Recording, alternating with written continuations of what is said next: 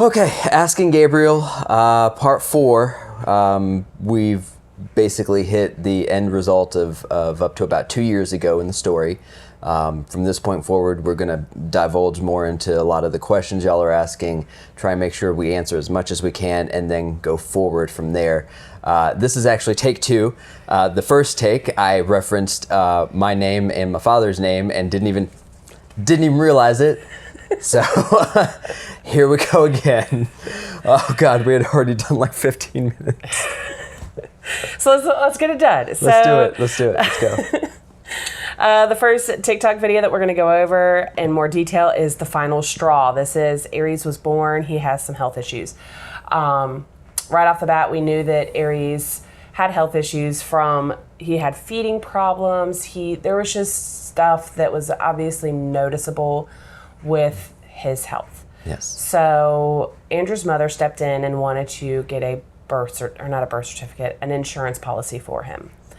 So go into that. Well, initially we had seen that he had trouble feeding because he had a lip tie, tongue tie. Once we had that removed, which is horrific but necessary, we realized that he was having a bit of trouble with his right arm, right leg. And when we, requested information from our doctor, we had a pediatrician, everything like that, he came to us with the concept of a brachioplexic injury, which is essentially when he was pulled out of the womb. Or when he was birthed. When he was birthed. He wasn't pulled out. Well, no, that's the concept Yes. of brachioplexic injury, is that you're pulled out too roughly, so your shoulder becomes detached. And so we went along with that for a little bit. So my mother But it never found fit. It never fit. No, because first off, his left side came out first, and his right side was affected. So he had strength in it. He had muscle mass, so it just never really made any sense. But my mother caught wind of that and decided that she wanted to put an insurance policy on him. Now the problem with that is it gives her some legality of rights to him. Say she wanted to take him to the doctor, well, she's on the insurance policy, so she has the right to take him to the doctor. She has the right to certain medical records and all sorts of stuff that really just super intrusive and did not want her to have. It also would make us look bad as parents and easier for her to take rights of our son. Yes, in case she ever fought us in court for anything, which was always a threat. It was definitely a fear for me, and I definitely voiced my fears to Andrew about the fact that I felt like his mother was going to try to take Aries. One way or another, that's what it always felt like. She wanted to watch him the first day he was born, and there was just stuff that... When she says the first day, she means the second he came out. She wanted him to be with her that night. So, who does that? Who wants to take it? Anyway. Anyways, so... Wholesome TikTok. Wholesome YouTube. So she wants to get this insurance policy, which we say no to multiple times. And of course, with all of the medical problems that were coming up, Andrew starts asking more about, me and Andrew start asking more about his family history, trying to see if there's any kind of something that could have happened in his genetics. Yes. Very important questions to ask, but she always came back to... I need an attorney. So it was as simple as, where's my birth certificate? Oh, well, it's in a bank account, or it's in a bank vault in their safe somewhere. Okay. Well, can I see it? Well, I need to talk to an attorney. Okay.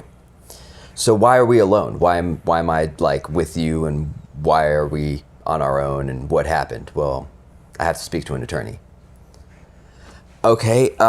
So what is my father's name? Well, I have to speak to an attorney. Okay. And years upon years upon years of that, and you finally learn that there's just no point in trying to ask the questions anymore. And that was the whole part of the manipulation. It was. Or she would start crying. Oh my God, the crying. Oh, the crying. Or she would get mad, irrationally mad. And Yeah. now, mind you, she told Andrew that she would tell him everything when he turned 18. At this point in our life, we're 26, Andrew's 28. Or I'm 26, he's 28. Yeah. So, and she's still not giving us anything. Even seeing the struggles that we're going through, trying to figure out what's going on with our son, and she just won't give us anything. So There ends up being a fight. That was a fun one. So she comes over to the house and she's holding Aries. We're talking, trying to discuss things with her, really trying hard to emphasize that this is very important. We need genealogical information in case something actually is going to come up in Aries' life. We are so concerned with our son that we brought her into our house to discuss this with her. So she's holding Aries. The conversation is getting heated. I'm asking for information. She's denying me information. I'm getting angry. So by the time... Actually, hold on. No, the first thing she said when she walked in the house, she literally grabbed Aries and goes, "Why do you hate me?" Oh yeah, I forgot about that. Why do you hate me? Why do you hate me? That was a fun, consistent question that continued throughout my life. That one and do you wish you had a father? But anyway, I digress. So after the do you hate me and the well, we don't hate you, you just suck. Which we didn't say. In very kind terms, we just could not come up with what would you call it? The emotional love for her to say, no, we don't hate you. We love you. We want you in our life. We were done with that. We were absolutely done with that. So anyway, we got Aries back from her. I grabbed him. The second she said that, I literally just grabbed him and was like, no. Yeah. I wanted to leave. I was like, this is about to go really bad. I need to leave.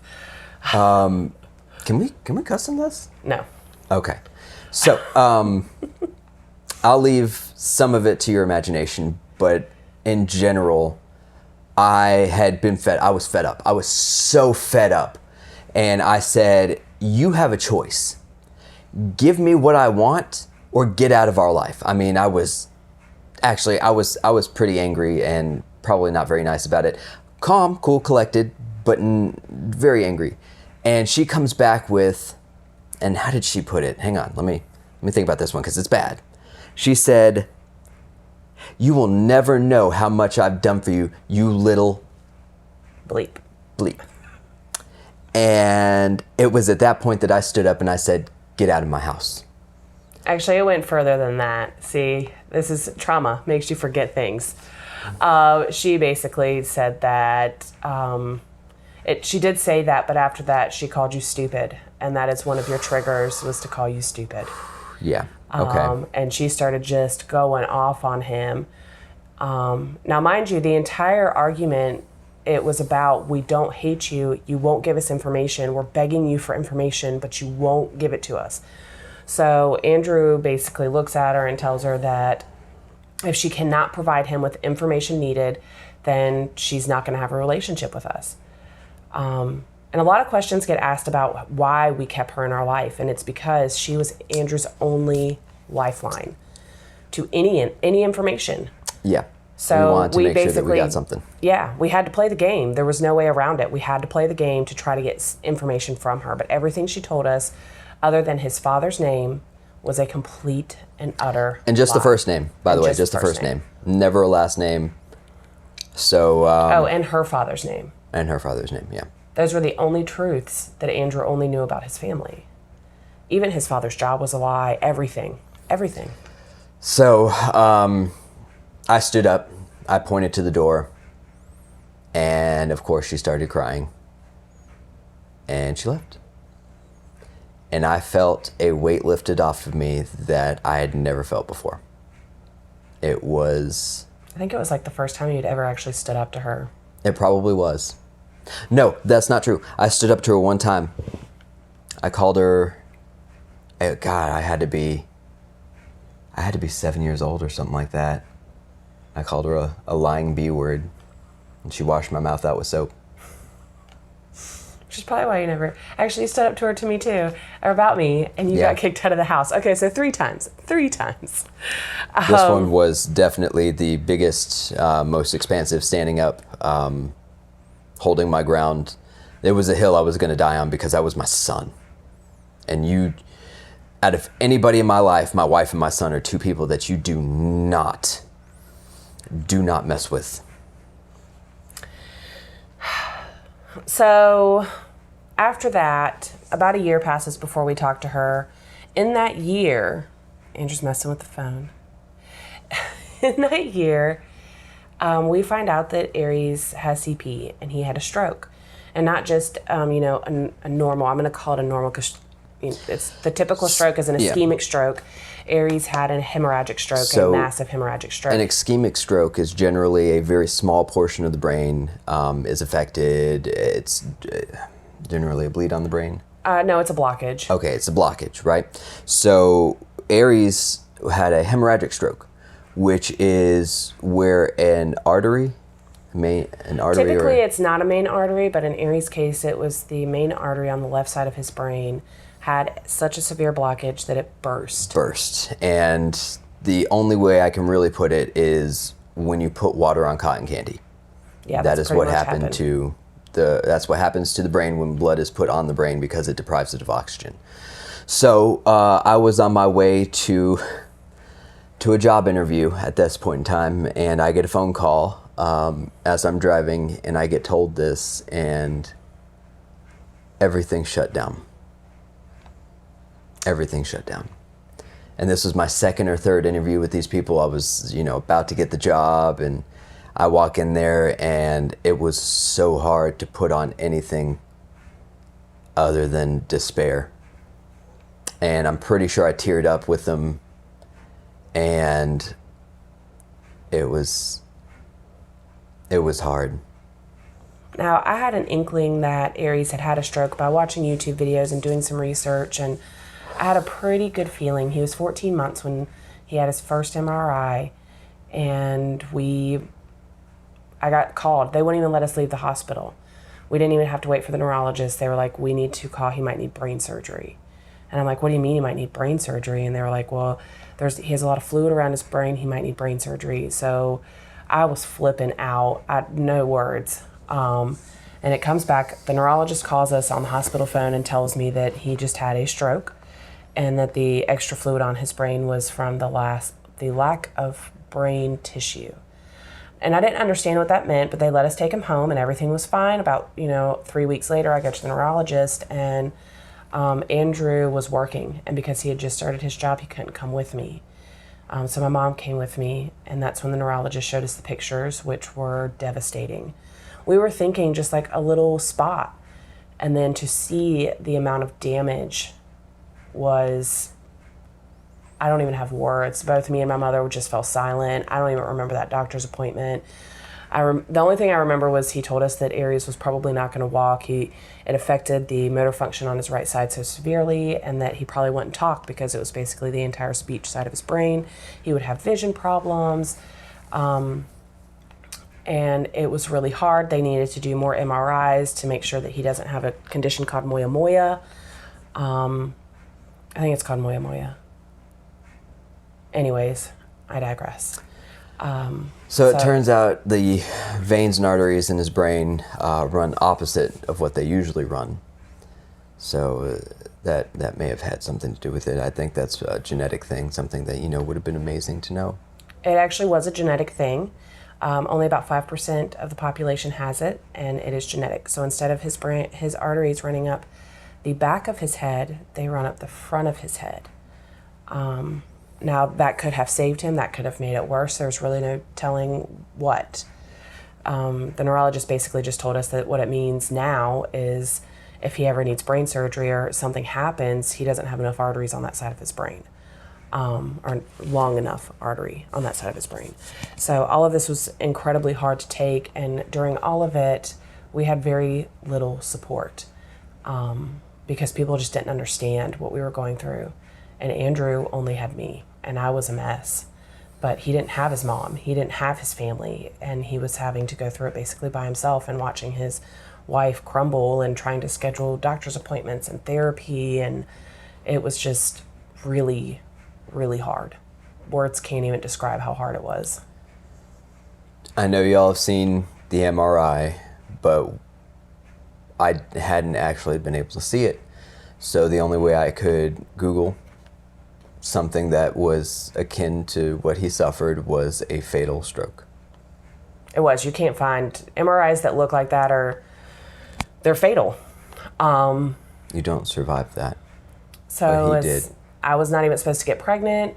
And then Aries was and what caused it, or what they think caused it, was I was pregnant with twins. And one of the twins had died. And I had a special pregnancy. They were called mono twins, meaning that they shared the same placenta. They were literally identical, like as identical as you can get.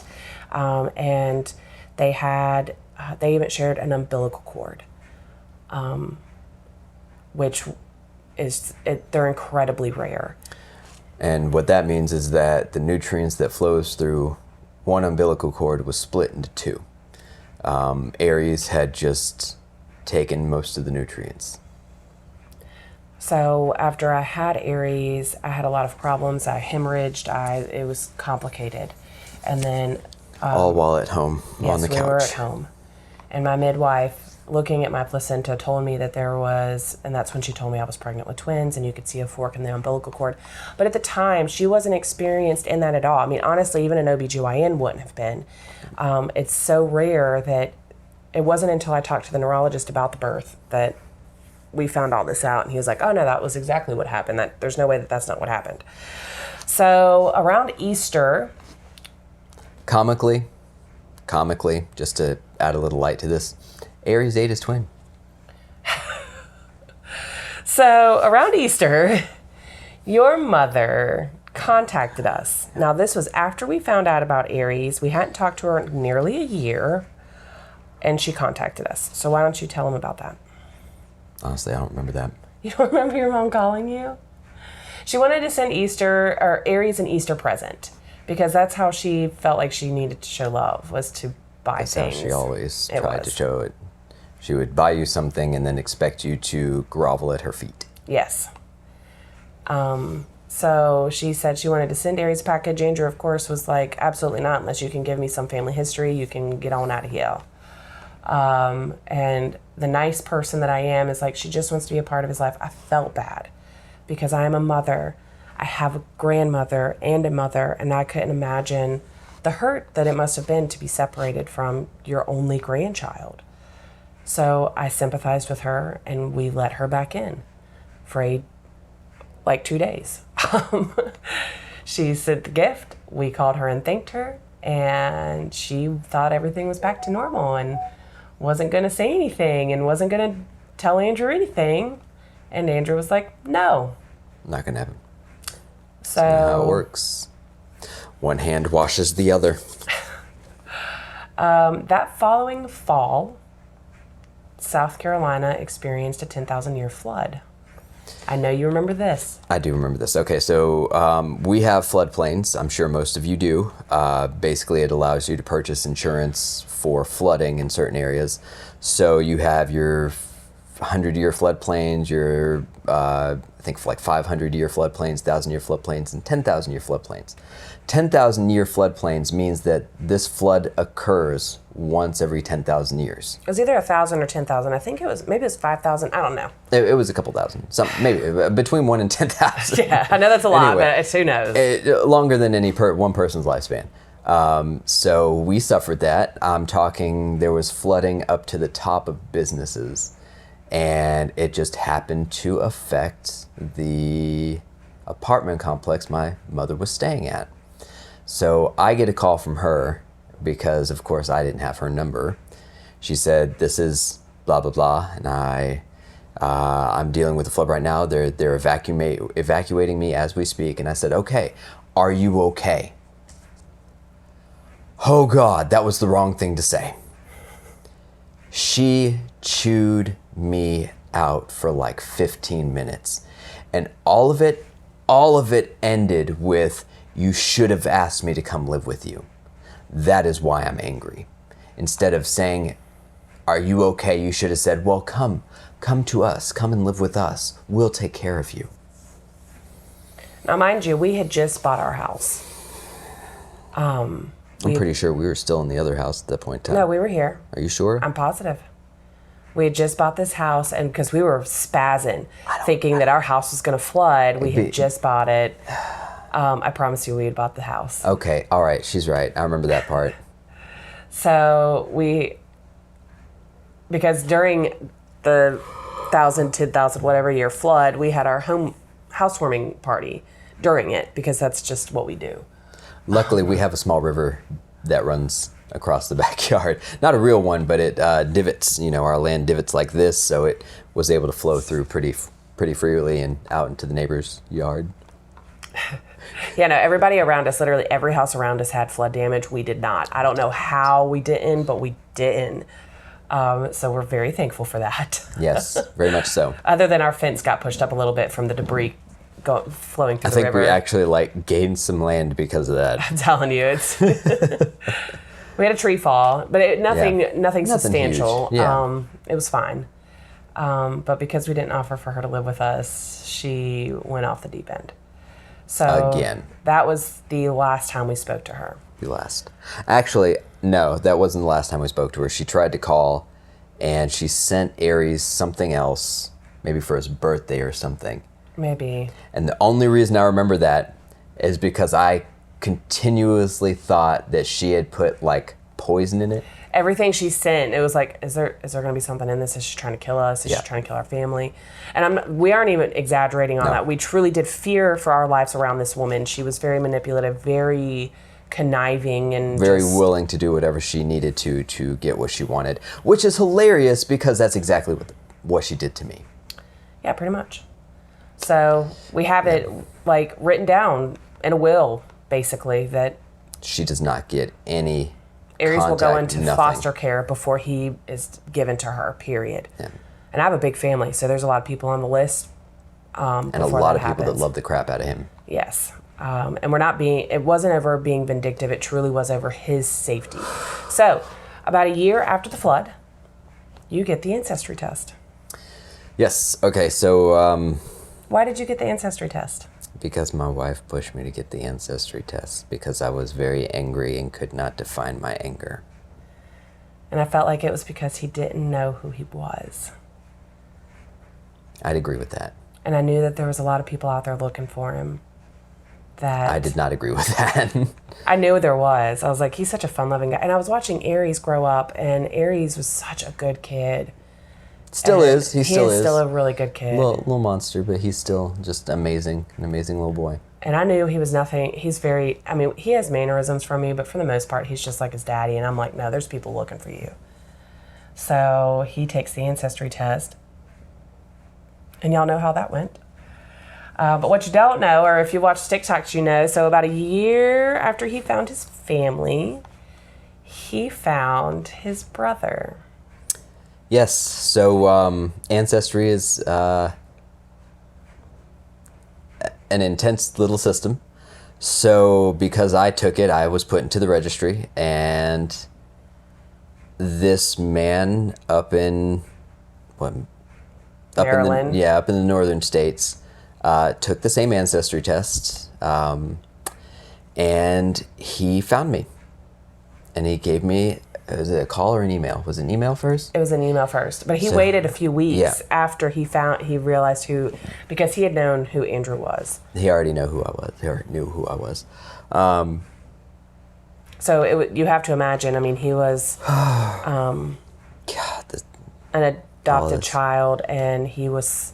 So he was adopted nervous. to a wonderful family, lived a great life, super successful, super smart guy, great family, loving kids, love his wife. She's amazing too. And, after just talking for a little bit, he decided that he was on a business trip. He decided to come and see us. Well, it had actually been a few months because I had been talking to his wife. Me and his wife were very similar. We had very similar personalities about wanting to know and questions. And so I had been talking to her, and I basically told her about Andrew's family and just finding all this out and how everything was really overwhelming. And he was kind of having a hard time accepting the things that had happened to him. So the wonderful man that he is, he said, take your time. I'm in no rush. I'm sorry. And a few months later, he said, I'm going to be in South Carolina. I would love to take you and your wife out to lunch. So he did. He came down, and of course we don't videotape any of this stuff. So we took pictures. He's like 6 inches taller than me. Anyway, has a lot of features of my mother versus my father's side. Of course, my father's side of the family has very prominent, very... Yeah, his entire father's side, they all look the same. We all look the same.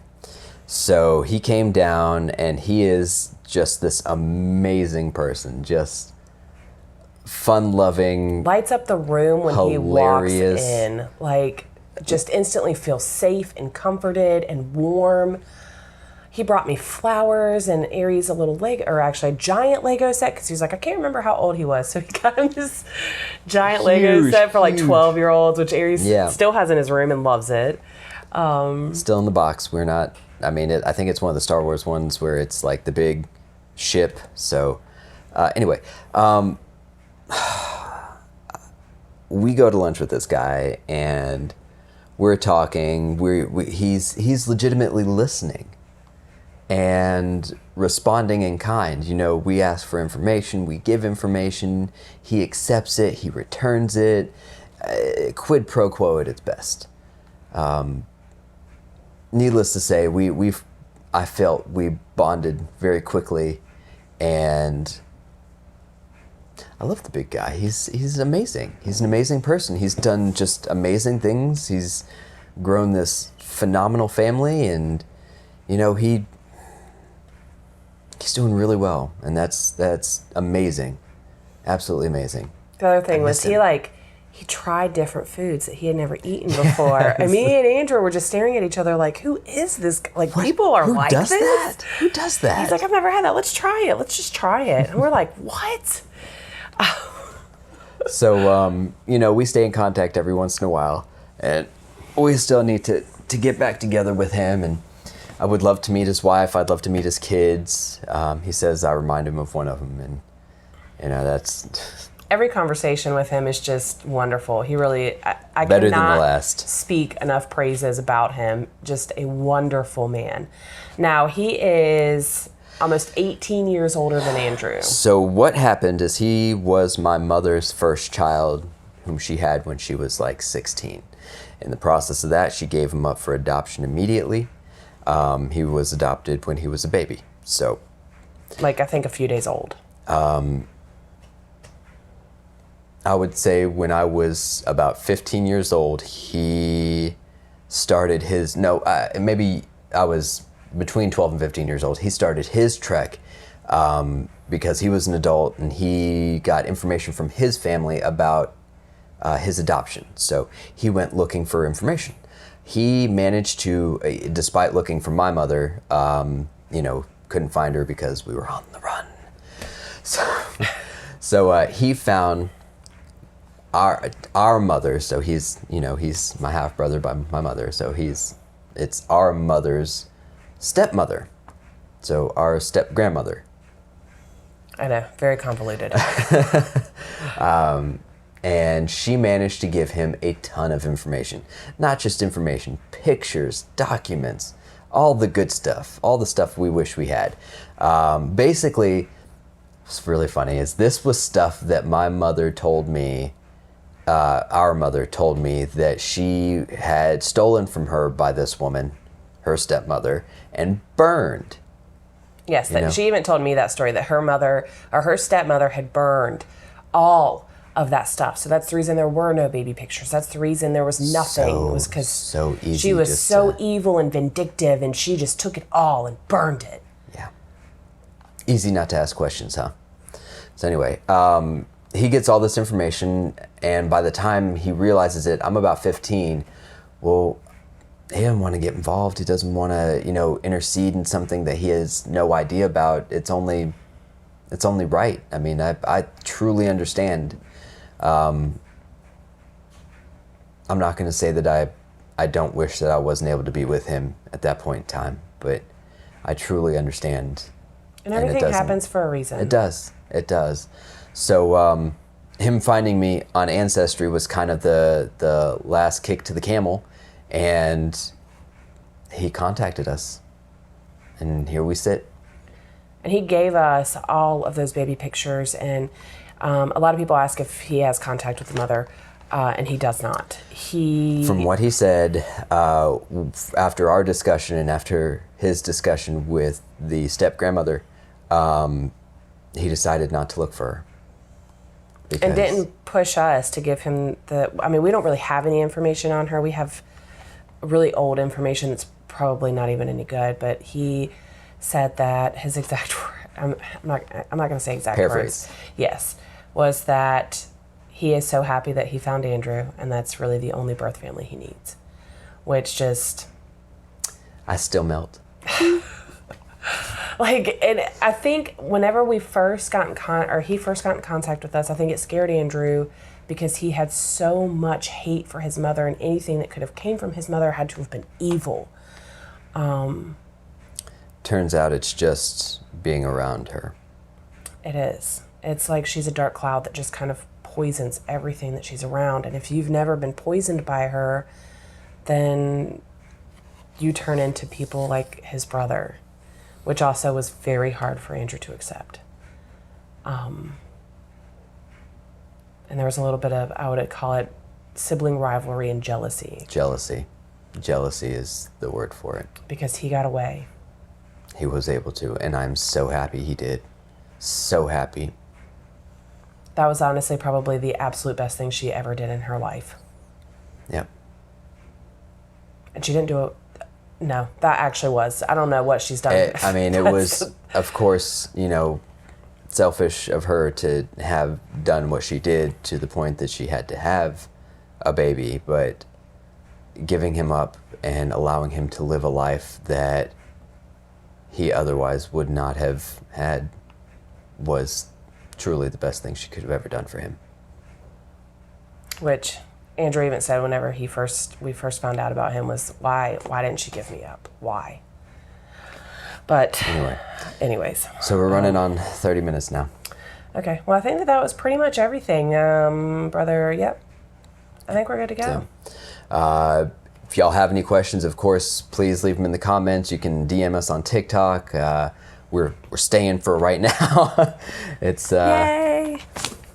So it's been a wild ride, everybody. That is my story up to about a few years ago. I've loved experiencing this with y'all. I've loved putting this out, and I hope y'all have gained something from it as well. And he's writing a book. I'm about 35 pages into a book right now. I hope to have it out by the end of the year, so within the next few months. And I know we have about an hour and a half of videos, but there's a lot more that has not been included. There's just so much. So hopefully we can get the book out quickly and y'all will see it. And we're going to continue to update you and give you little tidbits of information here and there. But we'll always do Q&As. We'll probably do a few of them on YouTube just to keep things rolling and allow y'all more information. Because it's really easy to do 30 minutes versus 60 seconds. There's a whole lot of questions out there too. So, if y'all have any, just put it in the comments, DM us, whatever you need to do. So, we love y'all. Have a good night.